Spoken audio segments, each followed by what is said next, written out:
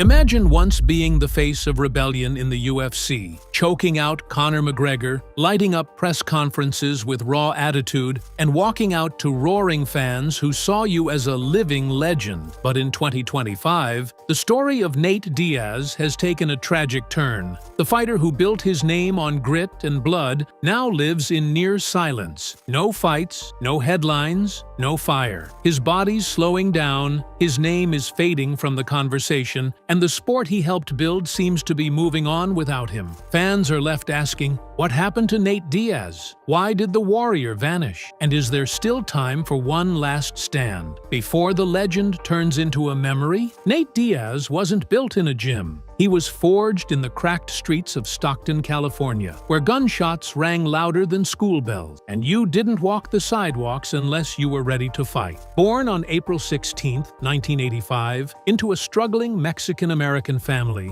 Nate grew up watching his older brother Nick take beatings in the cage, and then come back with blood in his mouth and fire in his eyes. That was the world they knew: fists, loyalty, and survival. Their house wasn't filled with comforts. It was filled with bruises, hand-me-downs, and the unspoken understanding that no one was coming to save them. If you wanted out, you had to fight your way through. From a young age, Nate followed Nick into everything: into triathlons, into jiu-jitsu, into trouble. He wasn't the best student, and he didn't care to be. What mattered was showing up. What mattered was not quitting. And by the time he was 18, Nate Diaz was already training with killers, rolling with black belts twice his size, and learning the hardest lesson in MMA: pain is part of the process. He didn't have fancy sponsors or a silver spoon entrance into the UFC. He had heart, he had grit, and most of all, he had Nick. When he entered the Ultimate Fighter house in 2007 for Season 5, nobody expected him to take it all. He was just the little brother of Nick Diaz, but he made his way through the house with relentless cardio, suffocating pressure, and submissions that came out of nowhere. Performance that fans remembered. It was the attitude. Nate didn't beg for approval. He cursed on the mic, smoked backstage, and fought like he had nothing to lose. Because he didn't. That was Stockton. That was survival. And he brought it into every fight. But what set Nate Diaz apart wasn't just his fighting. It was that he made pain look beautiful. He didn't just absorb punches. He welcomed them. Blood running down his face, middle fingers raised, still walking forward. It wasn't technique. It was defiance. And fans, especially the ones who came from struggle, saw themselves in him. The kid from nowhere who kept showing up. But as the UFC evolved into a corporate machine, Diaz remained the street fighter in the system. He refused to play the game. And in that rebellion, he became a symbol. But symbols fade when they stop being seen. And for Nate, the beginning of the fade was already creeping in. Nate Diaz's name exploded into legend on March 5, 2016 at UFC 196. With just 11 days' notice, he stepped in to fight Conor McGregor, then the UFC's golden child, riding a wave of fame, wealth, and knockout wins. Diaz wasn't supposed to win. He wasn't even supposed to survive. But that night, he didn't just win. He shook the sport to its core. Tap. And then, those immortal words, "I'm not surprised. Mother effers." In that one sentence, Nate Diaz became a cultural icon. He wasn't manufactured. He wasn't scripted. He was real, raw, and utterly fearless. In the rematch, he lost a razor-close decision, but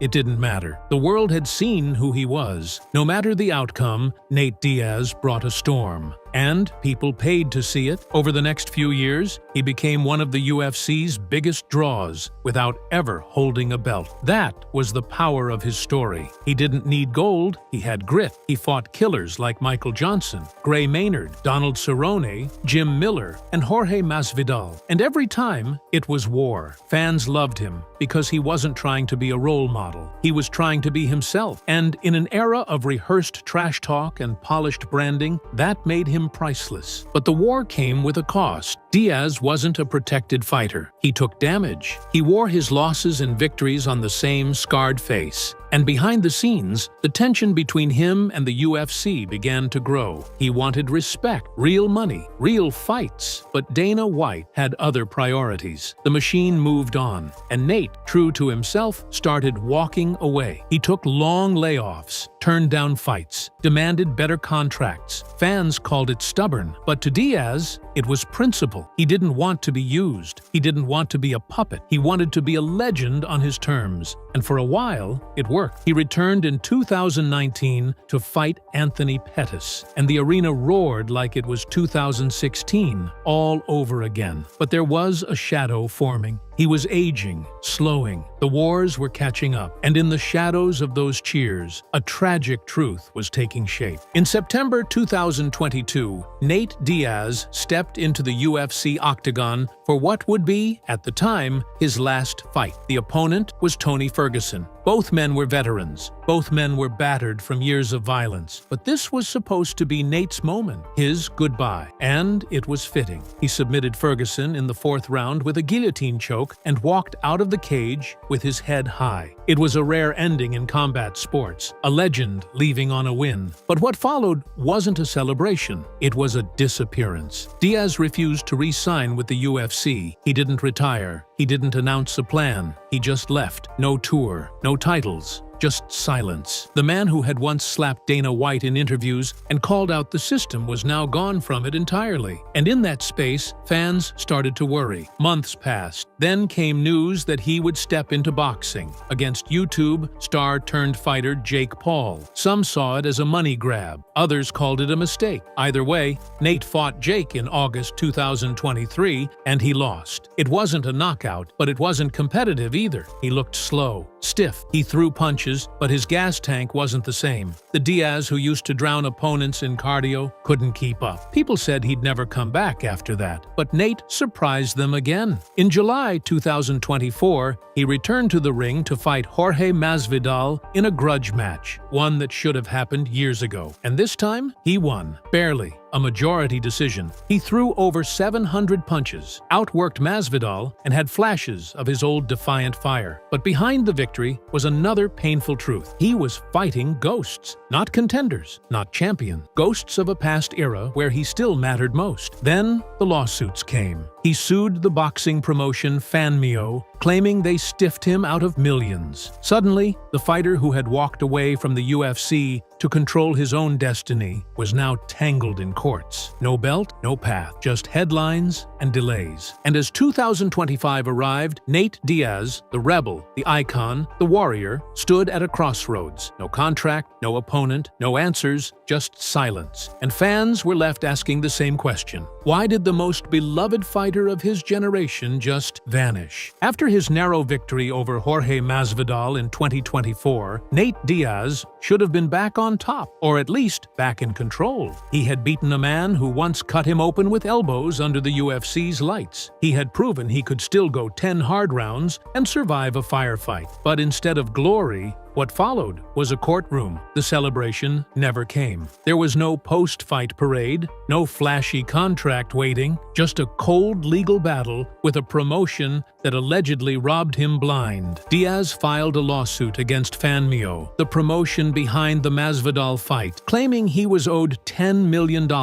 and had only received a small fraction of that. According to court documents, Nate said the promised payout was never honored, and what little he did get arrived in slow, staggered payments. And for a fighter who walked away from the UFC in search of independence, this was devastating. Nate didn't just want control, he needed it. That was the point of leaving in the first place. But now he found himself tangled in the same kind of exploitation he'd spent his whole career fighting against. Worse, the lawsuit pulled back the curtain on how chaotic things had become behind the scenes. Reports emerged that Diaz hadn't received proper promotional support, that travel was disorganized, that payments were delayed, and that his team was losing patience. It wasn't just about money, it was about principle. Nate felt disrespected, lied to, and used. And for a fighter built on loyalty and code, that betrayal cut deeper than any punch. Behind the legal filings and press silence, fans started noticing something even more tragic. He wasn't training, he wasn't posting, he wasn't even talking. The rebel who once stormed UFC stages and cursed at reporters was now a ghost in the fight world. He had built his entire identity on showing up when no one else would, and now he was nowhere to be found. His brothers in arms, fighters like Nick, Masvidal, the Pettis brothers, were either retired, fading, or finding new chapters. But Nate, he was stuck in limbo. Some fans tried to hold on to hope. Maybe he was just waiting. Maybe he was plotting something big. Maybe the fire was still there. But with each passing month, it got harder to believe. His last public appearances showed him looking tired. He looked older. The cuts and scars that once made him iconic now made him look worn down. There was no hunger in his eyes, just distance. And so, instead of momentum, Nate Diaz entered a quiet collapse. No corner, no coaches, no contracts, just silence. For a man who once stood as the loudest, most unapologetic voice in MMA, this silence was deafening, and it was only going to get worse. The MMA world never stops, and as Nate Diaz sat on the sidelines, frustrated, uncertain, and bruised from a lawsuit, the sport he helped define started moving on. New contenders rose, new champions talked trash in his style, but without his authenticity. The UFC began focusing on fresh blood, marketing clean-cut stars, influencer crossovers, and a product that looked more like business than war. And for fans of the old school, of blood, grit, and real talk, something felt off. Something felt missing. But the truth was harsh. MMA didn't need Nate Diaz anymore, at least not in the eyes of the promoters. The man who once headlined the biggest pay-per-views, who made McGregor tap, was now seen as difficult, a liability. He didn't want to play ball. He wanted to fight on his terms, say what he wanted, do what he wanted. And for a sport now run by sponsorships, suits, and social media metrics, that made him dangerous in the wrong way. The UFC never said it publicly, but the signs were everywhere. His name stopped being mentioned during broadcasts. He wasn't invited to big events. Even his legendary fights, like the first McGregor War, got quietly buried beneath new content. The next generation of fans, the TikTok crowd, barely knew who he was. They confused him with other fighters. They watched his highlight reels without context. They didn't understand what Nate Diaz meant to the soul of the fight game. And that erasure hit hard. You could see it in how his contemporaries adapted. Fighters like Dustin Poirier, Justin Gaethje, and even Conor McGregor stayed in the headlines, coaching, promoting, building brands. But Nate, he disappeared into Stockton, occasionally spotted at a local event, maybe in a grainy Instagram post, but never present, never vocal, never engaged. He wasn't just absent, he was being forgotten. What made it more painful was that Diaz had always been more than a fighter. He was a symbol of brotherhood, of rebellion, of heart. But symbols only last if you keep them in the light. And Diaz had chosen the shadows. Whether out of bitterness, exhaustion, or stubbornness, he had let the moment pass. And in doing so, he left behind a fan base begging for answers. Why won't he return? Why won't he talk? And does he even care anymore? By 2025, the silence had become tragic, not just because he wasn't fighting,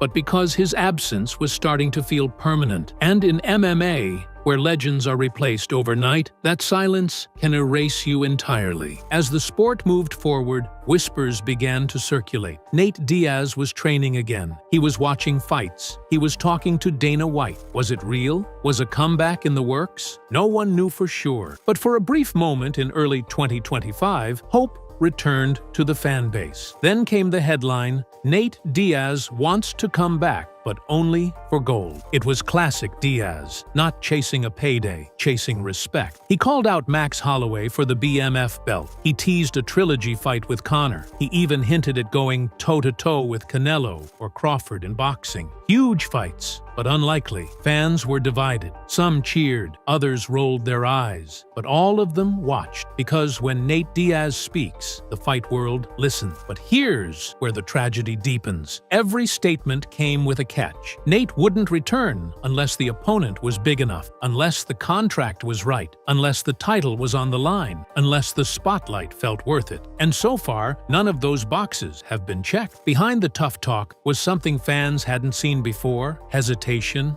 a crack in the armor. And with every month that passed, that hesitation grew. Nate wasn't in his prime anymore. The clock was ticking, and he knew it. He once said, "I'm not surprised." But now, he looked surprised by how fast time had moved on without him. He looked unsure. And worse, he looked alone. In interviews, people close to him say he's changed. He talks less, trains less, trusts less. The lawsuit drained him. The spotlight doesn't excite him. And while the fire may still flicker in his eyes, the body doesn't always follow. For the first time in his life, Nate Diaz doesn't know what's next. He's no longer the young lion fighting for scraps. He's not the old champion defending his crown. He's something rarer, a legend in limbo, still feared, still loved, but stuck. And in the fight game, that's the most dangerous place to be. As Nate Diaz drifted deeper into 2025, the silence around him became heavier. Not just the absence of fights, but the absence of voice. This was a man once known for being unfiltered, a walking soundbite, a warrior who didn't just fight the system, he called it out at every press conference. And yet now, nothing. No podcasts, no gym tours, no defense of his own legacy, just shadows. When fighters fade, there's usually a signal. They start coaching. They show up in the corners of young lions. They become analysts or open schools in their hometown. They leave a mark. But Nate, he wasn't doing any of that. Not even his hometown of Stockton, where his name once rang out like a war cry, had seen much of him in recent months. The gym his brother Nick helped put on the map was still running, but Nate wasn't running it. For fans who grew up watching Nate bleed for the crowd, this was heartbreaking, because it wasn't just a silence from the sport. It felt like a silence from himself. His legacy was being reshaped in real time, without him in the room. Online threads debated his place in history. Some called him overrated. Others mocked his boxing detour. And the saddest part? He never corrected the narrative. His name started slipping from GOAT lists. Young fans barely knew him.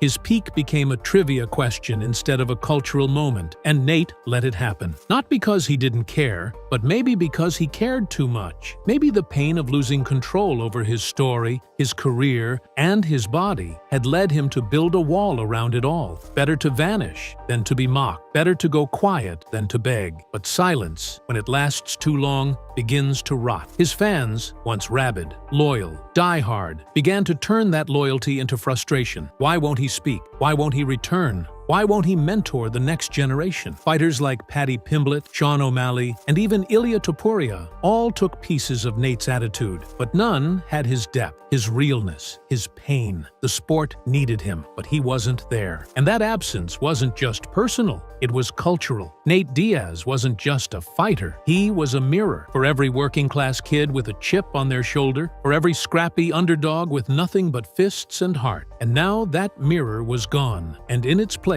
was an empty room, a tragic silence, and a question that echoed louder with each passing day. Where is Nate Diaz? As the months dragged on, the whispers got louder. Nate's health wasn't what it used to be. And this wasn't just fight wear and tear. It was years of wars finally catching up, years of absorbing punishment, going the distance, cutting weight, taking damage without ever pulling back. It was a body that had defied logic, now begging for peace. Those close to him noticed. His movement, once smooth and unpredictable, had grown rigid. Fans who spotted him at airports or events quietly filmed him limping, walking gingerly, or holding his side as he made his way through crowds. The man who once flipped the bird with a bloody face now walked like someone trying not to break. The warrior armor was cracking, and beneath it there was pain. Insiders said his knees were bad, that his cardio, his greatest weapon, had been affected by years of pushing too hard. Some whispered about concussions. Others spoke about how hard it was just to get him to commit to daily training anymore. His face looked older than his 40 years, not just aged, weathered, worn out by more than just time, by life, by war. And unlike other fighters who turned that pain into purpose, Nate didn't. He didn't open a rehab clinic. He didn't talk about mental health. He didn't share his recovery. He just disappeared. And that made it worse, because every new sighting felt more alarming than the last. When he showed up to an appearance in 2024, looking visibly uncomfortable, fans on social media reacted with disbelief. That can't be Nate. He looks broken. Is he okay?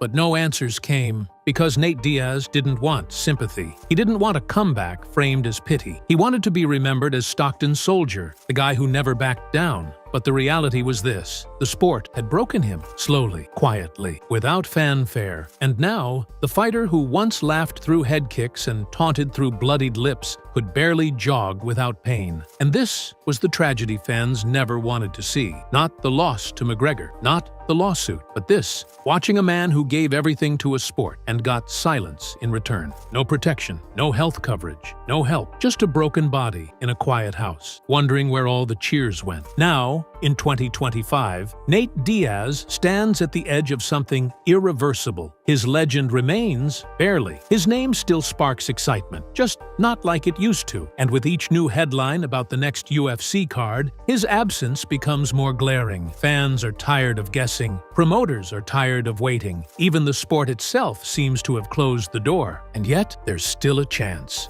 She was the woman who shocked the world. Holm didn't just beat Ronda Rousey, she dismantled a myth. For one night in 2015, she was on top of the world, the undefeated boxer-turned-MMA underdog who landed a head kick heard around the world. But fast forward to now, and Holm's life couldn't be more different. She's no longer in the headlines. Her career has faded into the background. Her personal life has taken unexpected turns. And behind the powerful strikes and calm demeanor lies a life shaped by isolation, quiet struggles, and a kind of loneliness that money and fame can't solve. In this video, we look back at the highs, the lows, and the heartbreaking reality of Holm's lifestyle now at 42 years old. Her home, her cars, her relationships, and the silence that surrounds her legacy. Long before the screaming arenas and championship belts, Holm was just a quiet, athletic girl growing up in the sun-baked outskirts of Albuquerque, New Mexico. She wasn't raised in chaos or celebrity. She was raised in a church pew. Her father, Roger Holm, was a preacher at the Church of Christ, and her mother, Tammy, was a massage therapist. The values were simple: faith, humility, discipline. And from a young age, Holly embodied all three. She was the youngest of three siblings. Unlike the loud, brash personalities often found in combat sports, Holm's early years were defined by silence, reflection, and structure. Sundays were spent in church, weekdays in school, and evenings often practicing whatever sport was in season. Holm dabbled in everything: soccer, gymnastics, track, and swimming. But there was always a sense that she was different. Not louder, not flashier, just more focused. That intensity followed her into high school, where she excelled not just as an athlete, but as a student. She graduated from Manzano High School in 2000 and briefly attended the University of New Mexico. But even then, college life didn't grip her. She wanted something else, something physical, something where her body could express the discipline her soul had always known. She found it in a small gym run by Mike Winkeljohn, a former kickboxer turned coach. At first, she was there just to stay in shape, but Winkeljohn saw something in her: the way she moved, the way she absorbed information, and most importantly, the way she never quit. He encouraged her to pursue amateur kickboxing and then boxing. Holm, hesitant at first, agreed, and it was the beginning of a transformation no one, not even Holly, could fully understand. Her quiet life began to shift. As her training intensified, so did her reputation. People began whispering about the preacher's daughter, a nickname that followed her from the gym to the ring. It wasn't just a gimmick, it was real. She didn't curse, she didn't drink, she wasn't out partying after fights. While others chased fame, Holly chased perfection. By the early 2000s, 2000s, Holm had traded the stability of small-town life for the grueling grind of combat sports, but she never abandoned her roots. She continued attending church, she still prayed before every fight, and she maintained a deep connection to her family, often thanking her father in post-fight interviews. In an industry built on flash and controversy, Holm was the quiet storm, a force of nature guided by belief, patience, and an inner fire no one could see until it exploded. While the MMA world would eventually know Holly Holm for one head kick, boxing fans remember something very different: a decade-long reign of quiet, methodical dominance. Holm wasn't just a boxer, she was a technician, a tactician, a surgeon with gloves. But for most of her boxing career, the spotlight never found her. Despite racking up titles and accolades, she remained largely in the shadows, admired by purists, ignored by the mainstream. She made her professional boxing debut in 2002 and quickly carved through her division.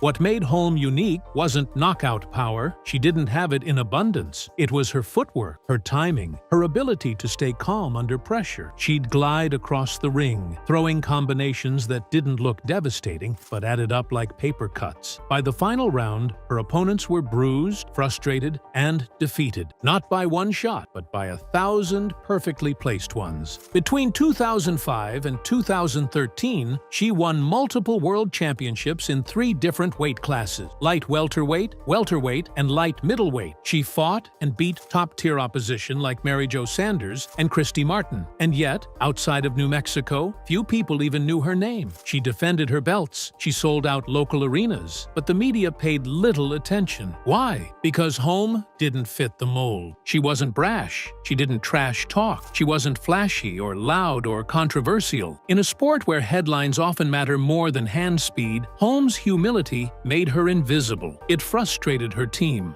Mike Winkeljohn knew she was special, but no matter how many titles she stacked, the phone never rang from promoters offering pay-per-view slots or big national sponsors. She was a champion, but not a star. Her manager once described her as the most accomplished fighter nobody talks about. And it was true. She went 33-2-3 in professional boxing, held 18 world titles, was named Ring Magazine's Fighter of the Year, but without a gimmick, she was ignored by the very sport she gave her body to. By 2013, Holm began to feel the pull towards something new. Boxing had given her everything and taken a lot in return, but it wasn't fulfilling anymore. MMA was rising fast, and more importantly, it was giving women a stage boxing never did. So she made a choice: walk away from the world she had conquered to start over at the bottom of a new one. When Holly Holm announced her move to MMA, reactions ranged from polite curiosity to outright skepticism. In 2011,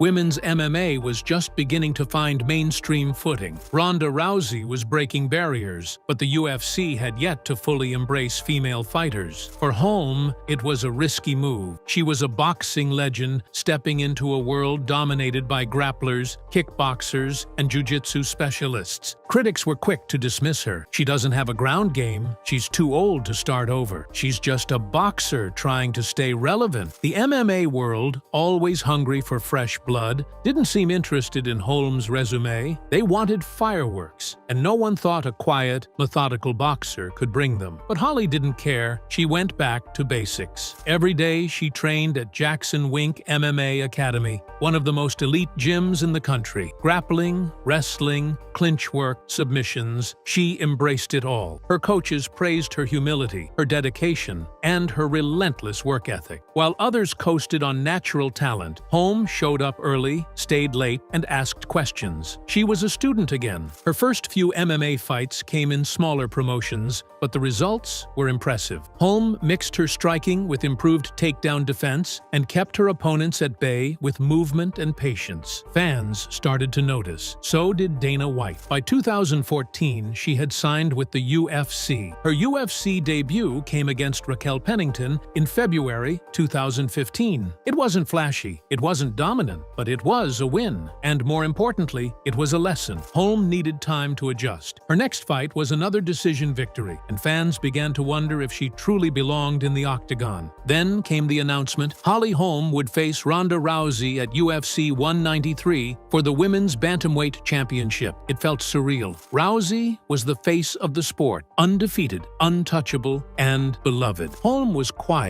respectful, and largely unknown outside hardcore fight circles. Odds makers had Holm as a massive underdog. The media didn't even ask if she could win, only how long she could survive. But behind the scenes, Holm was preparing for the moment that would define and ultimately trap the rest of her life. She didn't just want to win, she wanted to shock the world. On November 15, 2015, in front of more than 56,000 fans at Etihad Stadium in Melbourne, Australia, Holly Holm walked into the octagon as a plus 1,000 underdog. Ronda Rousey, the reigning queen of MMA, stood across from her, undefeated, feared, idolized. No woman FC. The media called her the most dangerous woman in the world, and no one gave Holly a chance. The build-up was lopsided. Rousey's press presence dominated. She insulted Holm's calm demeanor, shoved her at the weigh-in, told reporters that Holly was going to know what losing feels like in the worst way possible. Holly didn't react. She didn't clap back. She simply smiled and walked away. That silence spoke louder than anything. When the fight began, fans expected Rousey to steamroll Holm, but something strange happened. Holm didn't panic. She circled, stuck to her southpaw stance, picked her shots. Ronda looked wild, swinging recklessly. Holly, ever composed, kept tagging her. Jab, cross, step out, repeat. Midway through the second round, it happened.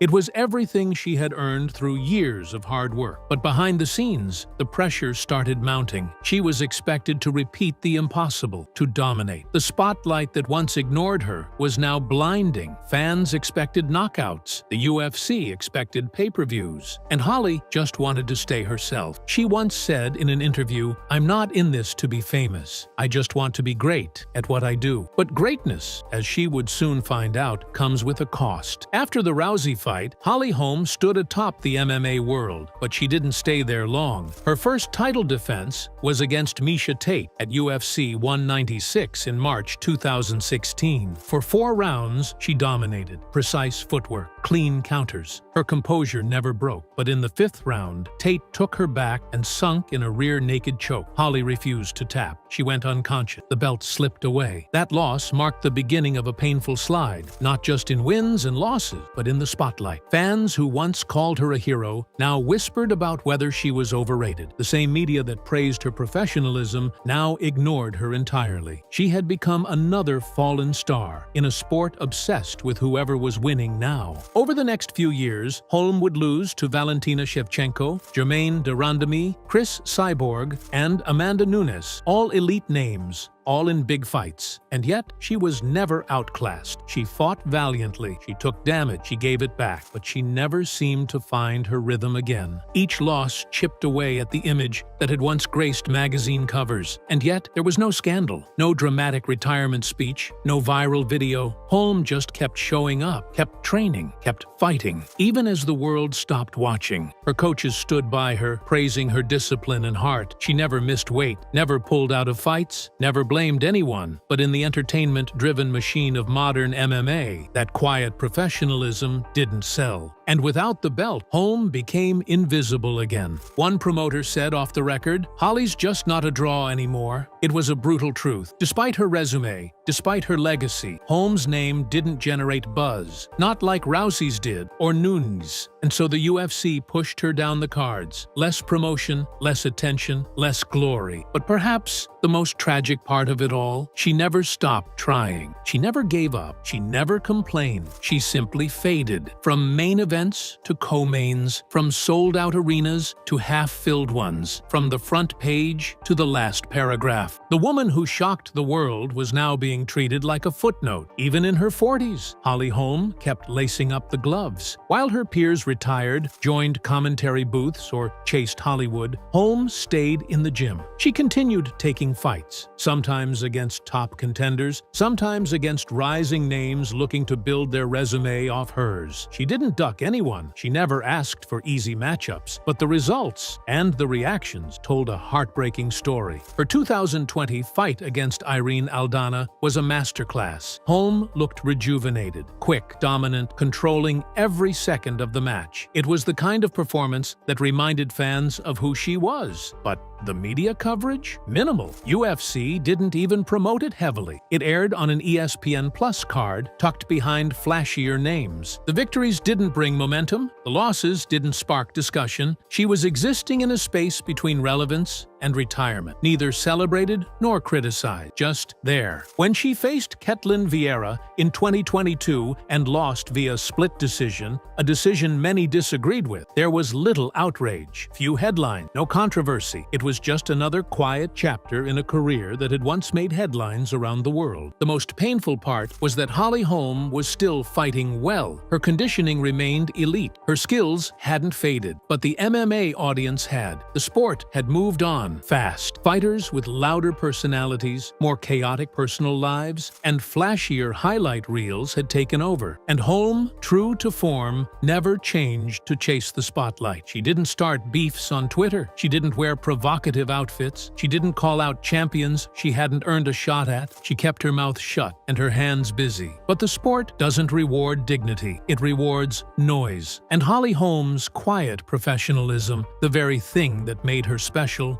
made her forgettable. In an era where controversy sells more than consistency, she's still fighting, still training, still walking into the octagon with the same focus she had in 2015. But now, the arenas aren't as loud, the lights aren't as bright, and the audience isn't really watching. She once said, "The journey doesn't end with a belt. It ends when I've given everything I have." And maybe that's the most tragic part. Because she did give everything, and in return, the world stopped paying attention. Fame is loud when you win. It's deafening when you shock the world. But when the lights dim and the headlines stop, it becomes hauntingly quiet. For Holly Holm, that silence has lasted years. Despite a career that altered women's MMA forever, Holm now walks a lonely path through a sport that has largely forgotten her. There's no public meltdown to trace, no scandal to point to. There's just a strange, suffocating invisibility. She never became a pop culture figure like Ronda Rousey. She never headlined commercials like Amanda Nunes. She never built a brand off shock value like others who came after. Holm's dignity, once her greatest strength, became a barrier in an industry obsessed with virality. And as her career waned, so did the connections around her. Once surrounded by a stable of fighters at Jackson Wink MMA, Holm now trains more often in private. The gym that once housed John Jones, Diego Sanchez, and Donald Cerrone has fractured over time. Relationships faded. Drama tore at the foundation. And while Holm stayed loyal, many of her peers moved on to new coaches, new scenes, new lives. She's appeared in fewer interviews, posted less on social media, and when she does speak, it's often in a tone of quiet resignation. In a 2023 interview, she was asked if she still felt recognized for her Rousey victory. Her response was heartbreaking in its honesty. "I think people remember, but only for that. They don't really remember anything after." She is treated like a one-hit wonder in a sport where she fought world champions across multiple weight classes, transitioned from boxing to MMA when no one believed in her, and held herself to a higher standard every step of the way. But outside of Albuquerque, few people truly know what Holly gave to the game, or what it cost her. There's an eerie contrast between her quiet present and her explosive past. In the octagon, she was fierce, focused, commanding, but outside it, she's become a ghost, a relic, a woman who changed history and was then asked to quietly leave the stage so others could bask in the spotlight she helped build. She once stood atop the world. Now she walks alone through the wreckage of what used to be. Holly Holm is not broke. She's not bankrupt. She hasn't spiraled into addiction or infamy like so many other fighters. But the tragedy of her lifestyle now doesn't come from financial ruin. It comes from the eerie emptiness of a life that should feel full. She still lives in Albuquerque, not far from the gym that shaped her, Her house is modest by celebrity standards, a beautiful southwestern-style home tucked away in a quiet neighborhood. There's no giant gate, no fleet of exotic cars in the driveway, just a well-kept home, a truck in the garage, and the occasional sighting of her heading to train. She drives a white Toyota Tacoma, reliable, efficient, and unassuming. Occasionally, she's seen in a Ford SUV. No flashy Lamborghinis, no endorsements with luxury car brands. For a woman who once headlined the biggest UFC pay-per-view in history, her lifestyle remains grounded, almost hauntingly so. There's a sadness in that simplicity. She had the world at her feet, but she never cashed it in. In 2012, Holm married Jeff Kirkpatrick, a fellow New Mexico native. Their relationship was quiet, like everything else in her life. But by 2019, they had quietly divorced. There was no scandal, no media blitz, just a court document and a mutual agreement to go their separate ways. They had no children, no public custody battle, just two people who quietly drifted apart. Since then, Holm has not remarried. She has no children. Her personal life remains a closed book. And while that may be her choice, it paints a picture of a woman who gave so much of herself to fighting that there may not have been much left for anything else. She wakes up early, trains alone, prepares for fights that fewer and fewer people watch, and then returns home, alone. No reality show cameras, no luxury lifestyle brand, just quiet. Even her business ventures are small scale. She's invested in local Albuquerque businesses, made appearances for local charities, but the million-dollar sponsorships, they never came, and they're not coming now. There's something deeply tragic about watching someone live below the level they once earned, not because they lost it, but because they never sought it in the first place. Holm could have sold her soul for fame, for attention, for a brand. She didn't, and now she pays the price. Holly Holm changed the game. That isn't opinion. It's historical fact. Without her, the myth of Ronda Rousey may have continued unchecked. Without her, the UFC may not have embraced the depth of female talent that followed. Without her, millions of fans might never have believed in an underdog again. And yet, here she is at 42 years old, forgotten. She still shows up to fight, still shows up to train, still treats every opponent with respect, still lives simply, drives modestly, and walks through life with humility. And yet, the cameras don't follow her. The headlines don't include her. Her name doesn't appear in GOAT lists, or dream fight discussions, or even promotional materials. It's a quiet fall, not a loud one. No public disgrace, no criminal record, no scandalous affair, just a slow, invisible slide into obscurity, one that feels almost crueler than a tabloid meltdown. Because Holm did everything right. She stayed clean, she stayed honest, she stayed respectful. And still, she was left behind. She once said, "I'm okay being in the background. I've always been in the background." But that background has grown colder with time. There's no statue for her, no banner hanging in the UFC apex, no consistent commentary about her legacy. And yet, what she did, knocking out the most hyped fighter in MMA history with precision, class, and calm, will never be forgotten by those who truly watched. The tragedy isn't that she fell from fame. It's that fame never truly embraced her. She was too humble, too disciplined, too respectful. And in this world, sometimes that's not what the audience wants. Holly Holm still walks with her head high, but behind that smile, there's a silence. The kind that only comes when you've done everything right and still end up walking alone.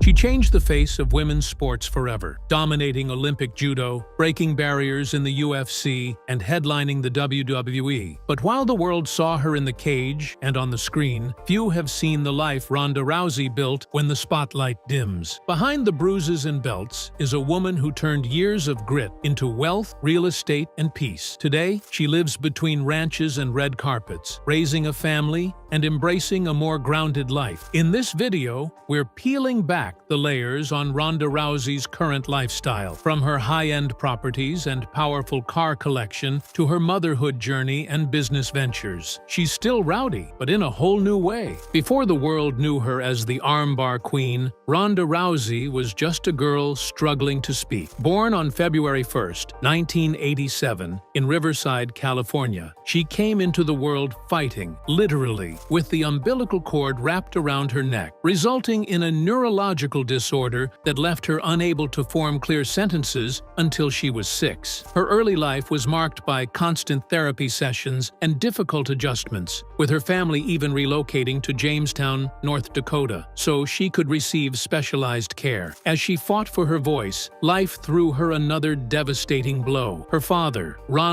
Rousey, who had suffered a tragic sledding accident that broke his back, died by suicide when she was only 8. The weight of grief, confusion, and instability fell on young Ronda, but her mother, Anne Maria DeMars, wasn't going to let the tragedy swallow their future. Anne Maria was no ordinary parent. She was a world champion judoka, the first American woman to win gold at the World Judo Championships in 1984. She carried the same grit and relentless spirit that would eventually flow through Ronda's veins. Under her mother's tutelage, Ronda began judo training at the age of 11. It wasn't the start of a hobby, it was the start of a destiny. Ronda trained like her life depended on it, and in many ways, it did. The discipline gave her focus, and the mat became a place where her pain could be transformed into purpose. By age 13, she was already training under top-level coaches and dedicating herself fully to the sport. The sacrifices were immense. Ronda dropped out of high school and earned her GED to focus more on judo, traveling internationally and enduring brutal training camps, while her peers were going to prom or stressing over homework. Her teenage years were punctuated by tournaments, bruises, and constant proof she was meant for something extraordinary. By the time she was 17, she had already qualified for the 2004 Athens Olympics, becoming the youngest judoka at the Games. Although she didn't medal that year, it didn't matter. The world had just witnessed the rise of someone different, someone who wasn't just strong but obsessed. In the years that followed, she continued to climb. She earned 2 junior world medals and moved up to the 70-kilogram weight class, becoming one of the top-ranked judokas globally. But it was in 2008 that everything changed. At the Beijing Olympics, Ronda won the bronze medal, becoming the first American woman to ever win an Olympic medal in judo. She was only 21, but her journey in judo had already pushed her to the edge. The sport had broken her body, exhausted her spirit, and failed to make her financially secure. Despite the honor of the Olympic podium, she retired from judo shortly after, having earned only $10,000 total from the entire sport. With no job, no plan, and sleeping on couches, she was now a former Olympian with no path forward. But that's when she decided she wasn't done fighting, she was just getting started. After leaving judo behind, Ronda Rousey entered the most uncertain phase of her life. She was 21 years old, broke, and unsure how to transition from Olympic glory to real-world stability. She took up bartending and even lived out of her car for a while, scrapping together enough money to survive in Venice Beach. But one day, she caught wind of something brewing in the fight world: women's mixed martial arts. At the time, it was still a niche scene, often laughed at or ignored by the mainstream combat sports industry. But to Ronda, it was a lifeline, a chance to turn her natural aggression and judo experience into something more. She walked into the Glendale Fighting Club and met coach Edmund Tarverdian. It wasn't a conventional training situation. Tarverdian was relatively unknown, but Ronda didn't care. She had drive, she had fury, and she had a move that was about to become legendary: the arm bar. With help from her mother's old techniques and relentless drilling, she molded herself into a submission machine. She trained Brazilian Jiu-Jitsu under Henry Akins and mixed striking into her grappling heavy game. Her first amateur MMA bout came in 2010, and she won in just 23 seconds via armbar. That was the moment people started whispering. Then she did it again and again. By the time she turned pro, no one had an answer for her. Her fights ended in under a minute. She didn't just win, she overwhelmed, she crushed, she humiliated. Her aggression was surgical, her pace frantic, and her armbar execution was so consistent it became a running joke that she could tap out anyone with her eyes closed. When she signed with Strikeforce in 2011, she was still relatively unknown, but Her debut against Sarah D'Alelio in Las Vegas changed everything. Once again, she won with an armbar. Fast, dominant, spectacular. By early 2012, she was fighting for the Strikeforce Women's Bantamweight Championship against Miesha Tate. That fight wasn't just brutal, it was career-defining. Tate was a seasoned champion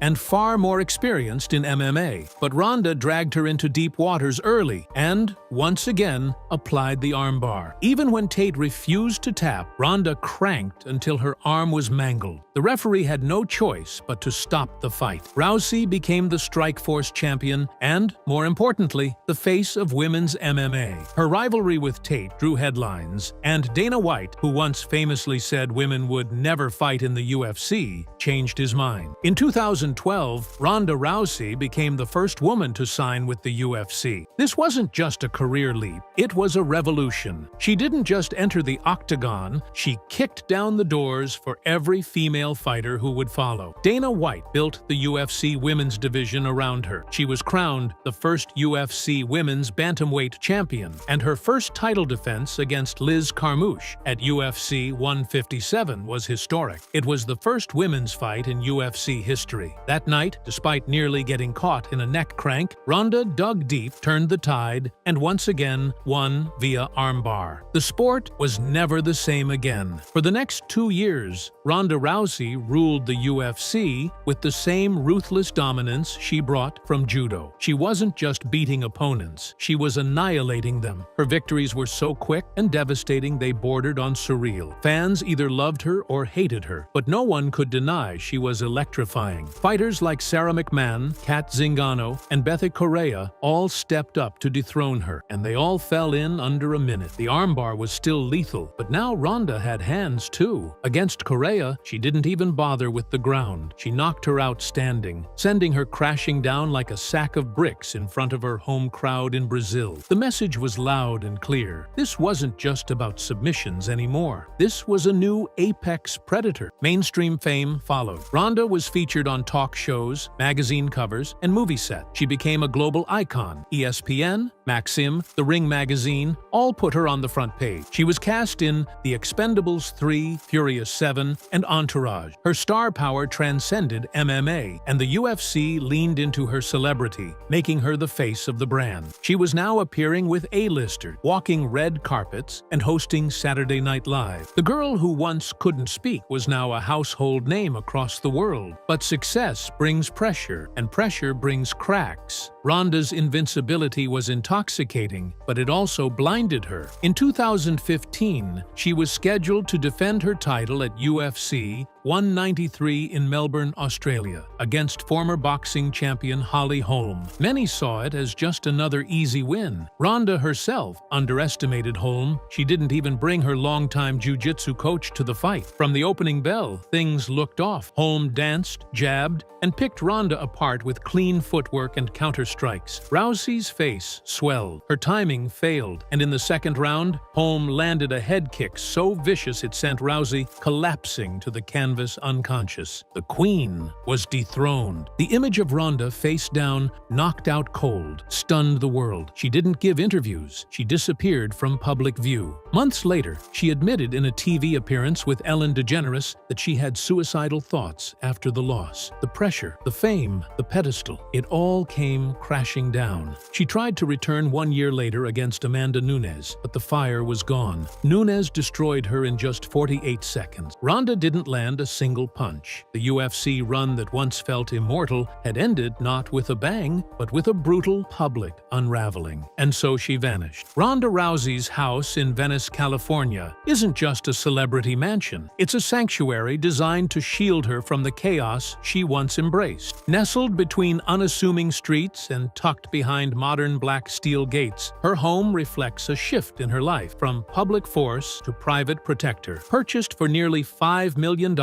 it's both fortress and cocoon. The structure is minimalistic yet intimidating. Dark wood, seamless glass, and industrial steel dominate the exterior. From the outside, it looks like a modern war bunker, and maybe that's exactly what she wanted. Inside, the house opens up like a sigh of relief. Natural light spills through floor-to-ceiling windows, yet everything inside feels deliberate. The decor isn't flashy, it's calm. Neutral earth tones and minimalist design flow from room to room. Her living room isn't cluttered with awards or red carpet photos. There are no signs of her former UFC glory unless you know where to look. A framed judo GI here, a cracked pair of gloves in a shadow box there. The open-concept kitchen is streamlined, almost tactical, like a place built for efficiency, not showmanship. Her home office is small but fortified. Soundproof walls, shelves stacked with survival guides, gardening books, and self-defense manuals. There's a safe embedded into the floor beneath her desk. Taped to the wall is a quote her mother told her as a child. "You have to be willing to break your own arm to win." That darkness, that edge, it never left. It just got quiet. Upstairs, Ronda's master suite features a private balcony overlooking a heavily shaded yard, offering more privacy than most celebrity homes in Los Angeles. Her bathroom, more spa than standard washroom, has a rain shower and a freestanding stone tub imported from Asia. But what's hidden is just as important. Reinforced doors, a silent alarm system, and a panic room disguised behind a rotating bookshelf. In the backyard, the jungle-like foliage and hidden corners create a surreal mix of wilderness and urban. There's a pool, but no Instagram-worthy floaties. There's a fire pit, but the chairs are worn. It's a place of grounding, not flexing. Neighbors rarely see her, and even fewer get invited over. Travis Brown, her husband, has called it our foxhole. It's where they regroup, protect their family, and disappear when the noise gets too loud. In the hills of Riverside County, far from Hollywood red carpets and Las Vegas weigh-ins, sits a different version of Ronda Rousey. Here, on over 10 acres of rugged land, she's not a fighter, actress, or public figure. She's a farmer, a wife, and a woman rebuilding her peace. Her ranch isn't a vanity project. It's a fortress of solitude. Purchased quietly after her final UFC fight, the estate includes a modest ranch-style house, a guest cabin, horse stables, and a rain-fed garden system. No paparazzi, no neighbors peeking over fences, just nature, space, and silence.